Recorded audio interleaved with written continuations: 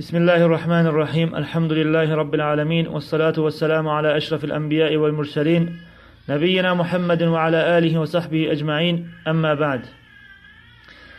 An Ebi Ubeyd, Mevla İbni Ezher, ve ismuhu Sa'd ibn Ubeyd, قال شهدت العيد مع عمر بن الخطاب رضي الله عنه فقال هذان يومان نهى رسول الله صلى الله عليه وسلم عن صيامهما يوم فطركم من صيامكم واليوم الآخر الذي تأكلون فيه من نسككم. Ebu Ubeyd deyir ki, Sa'd ibn Ubeyd, adı Sa'd ibn Ubeyd'dir.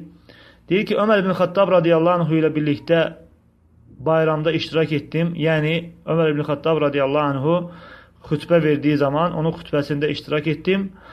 Ve deyir ki, o dedi ki, bu iki gündür ki Peygamber sallallahu aleyhi ve sellem o günlerde oruç tutmanızı qadağan edib. Ramazan bayramı günü, hansı ki o gündə Ramazan ayından artıq qurtarırsınız və başqa bir gün də o gündə qurbanlarınızdan yediğiniz gün, yəni qurban bayramı. Hədisin mənası budur ki, yəni Eydül Fitr və Eydül Nəhr huma el-eydanil İslamiyyən. Ramazan bayramı və qurban bayramı İslami iki bayramdır. Hansı ki bu iki bayramı Peygamber sallallahu aleyhi ve sellem ferah ve sevinç günü olarak bildirmişti. Ve o iki günü de oruç tutmağı haram olduğunu bildirmiştir. لأن الفطر هو تحليل الصيام كالسلام للصلاة. Ve buyurur ki Ramazan bayramında oruç tutulmur ona göre ki Ramazan ayının kurtarmasını bildiren bir gündür. Ve necə ki namazın qurtarmasını bildirən salam olduğu kimi. Və Qurban bayramı da insanların qurbanlarından yedikləri gündür. Hansı ki Allah subhanahu ve teala o günlərdə o qurbanlardan yeməyi əmr etmişdir.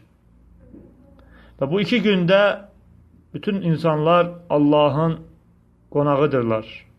Və insanlar Allahın qonaqlığını qəbul etməlidirlər və bu günlərdə oruç tutmamalıdırlar. Hədisdən götürülən faydalardan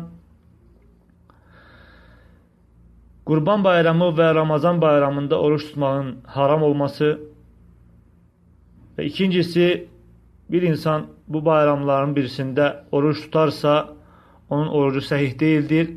İstər qəza orucu olsun, istər nafilə orucu, istər nəzir orucu olsun. O oruc səhih deyildir.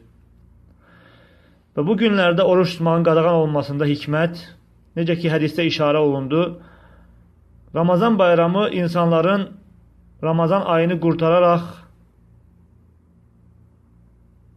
halal olan aya, yəni oruç tutulmaması caiz olan aya daxil olmasını bildirir. Yəni Ramazan ayının qurtarmasını bildirir. Və buna görə də Peyğəmbər sallallahu aleyhi və səlləm istəyirdi ki, Allah-u Teala'nın vaciblərinin hədləri bilinsin iftarla, yəni oruc açmaqla, oruc tutmamaqla Allah-u Teala'nın hədlərinin, yəni vaciblərinin hədləri bilinsin ki, artıq bu vaxtda Ramazan ayı qurtardı. Necə ki, ayın əvvəlində də Peyğəmbər sallallahu aleyhi və səlləm buyurur ki, biz keçən dərslərimizdə götürmüşdük, bir gün və yaxud da 2 gün əvvəl oruç tutmağı Peyğəmbər sallallahu aleyhi və səlləm qadağan etmişdir. Ramazandan əvvəl ki, hətta Ramazandan nafilə ibadətlərlə Ramazandakı fərz oruclar bir-birindən ayrılması üçün. Amma Qurban bayramında oruç tutmağın qadağan olunmasında hikmət isə, çünki o gün insanların yemək, içmək insanlara əmr olunduğu bir gündür və bu gündə insanlar o əmri yerinə yetirməyə çalışmalıdırlar. Və Allah-u Teala'nın verdiyi gözəl ruzilərdən yeməlidirlər və ədəblərdən deyir ki, insan Allah subhanahu və Teala'nın qonaqlığını rədd etsin. Çünki bayramlar Allah-u Teala'nın qonaqlığıdır. Yəni Allah-u Teala bayramları sevinç və fərəh günləri etmişdir. Ondan sonraki hədis, bu hədis də həmçinin Qurban bayramı və Ramazan bayramında oruç tutmağın qadağan olması haqqındadır. An Ebi Sa'id el-Khudri radiyallahu anhu qal, nəhə Rasulullah sallallahu aleyhi və səlləm an savmi yevmeyn ən-nəhr vəl-fitr. Deyir ki, Peyğəmbər sallallahu aleyhi və səlləm 2 günü, Ebu Sa'id el-Khudri radiyallahu anhu deyir ki, Peyğəmbər sallallahu aleyhi və səlləm 2 günü oruç tutmağı qadağan etmişdir. Qurban bayramı və Ramazan bayramı günü. Və bu hədisdə məlum oldu ki, hədislərin ikisində də ki, bu 2 gündə, bayram günlərində oruç tutmaq qadağandır və bunların hikməti də bizlər üçün aydın oldu.